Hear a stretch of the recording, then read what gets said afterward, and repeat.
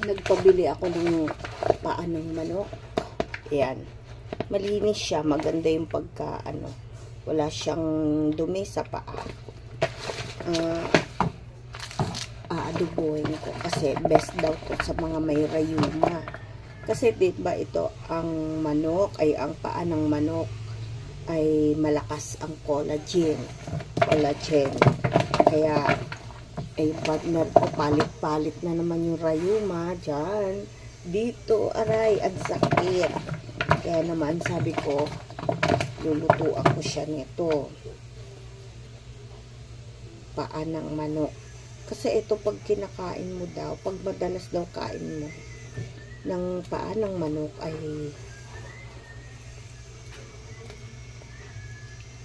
hindi ka daw rarayumahin.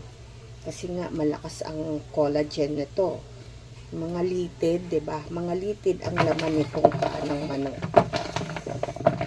Kaya, ito ang papaulam ko mamaya.